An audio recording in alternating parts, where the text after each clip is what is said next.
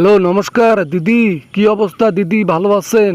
ওই যে নির্বাচনে আপনাকে গোমাতা করে দিলাম, একবারে কুপো কাইট করে দিলাম, তারপর থেকে তো আপনার আর দেখাই পাওয়া যাচ্ছে না দিদি। ও মমতা দিদি। ঘুষখোর শুভেন্দু। আরে ঘুষখোর শুভেন্দু, ভুকিস কেন? হ্যাঁ, ভুকিস কেন বেটা? চুরি না করে সুষ্ঠু নির্বাচন করতি, তোর ওস্তাদকে বলতি মাঠে সুষ্ঠু নির্বাচন করতে। কেন ভয় লাগে? আরে দিদি, তোমার সাথে সুষ্ঠু নির্বাচন করলে তো মাঠে আমাদের 1% ভোটও আমরা পাবো না, কারণ আমরা জানি ভালো করে মমতার প্রভাব পশ্চিমবঙ্গে অনেক বেশি। এখানে বিজেপির কোনো বেল নাই, চুরি করে তো জয়লাভ করেছি। ভোট চুরি করে জয়লাভ করে এখন নিজেকে দাবি করতেছিস একজন ভালো নেতা। মানুষ তোদেরকে ভালোবেসে ভোট দিছে। আরে সব ফেক রে বেটা, সব ফেক। এই মানুষ একদিন তোদেরকে তাড়িয়ে দেবে ওই গদির থেকে, যেটা চুরি করে পাইলি। ও আমাদেরকে গদি ছাড়তে ছাড়তে আরো বহু বছর লেগে যাবে। অতদিনে অর্থ পাহাড় পরিমাণ করে ফেলবো, কোনো প্যারা নাই।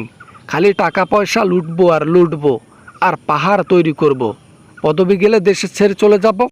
বেটা, তোদের মতো চোরদের উপর যদি জনগণ একবার খেপে না, দেশ তো দূরের কথা, দেশে না একদম পশ্চিমবঙ্গের 2টা মোড় তুই পার হতে পারবি না। জনগণ আটকাই দিয়ে ডিরেক্ট ভগবানের কাছে পাঠাই দিব। আরে দিদি, এত রাগ হয়ে কথা বলতেছো কেন দিদি? আরে পেশান নিতে পারতেছো না জন্য, নাকি শরমে? রাগ করিয়ে কথা বলিও না তো। হ্যাঁ, মন খারাপ করো কেন? আসে না সামনে নির্বাচন করিও। তোদের ওস্তাদ নরেন্দ্র মোদীকে বলে দিস পশ্চিমবঙ্গে যেন সুষ্ঠু ভোট করতে আসে আমার লগে। ও নিজে স্বয়ং প্রার্থী থাকবে, একদিকে আমি থাকবো, একদিকে মোদী থাকবে। দেখবো কার জনপ্রিয়তা বেশি, কার ভালোবাসা বেশি, দেখবি। আরে দিদি, আমি ভালো করেই জানি নরেন্দ্র মোদী 500 ভোট পাইলে আপনি 5000 ভোট পাবেন। আমি এটা ভালো করেই জানি। এজন্য তো চুরি করাটা একটা অবলম্বন করেছি, যাতে তোমাকে ঠকিয়ে জিততে পারি। এটাকে জিত বলে না, চুরি বলে। আর এই চুরি করে জেতা কোনোদিনও লং টাইম লাস্টিং হয় না। কথা বুঝোস নাই? যদি তোরা সুষ্ঠু ভোট করতি তাহলে লং টাইম লাস্টিং হইতি। জনগণই তোদেরকে পথ ছাড়া করবে, দেখি।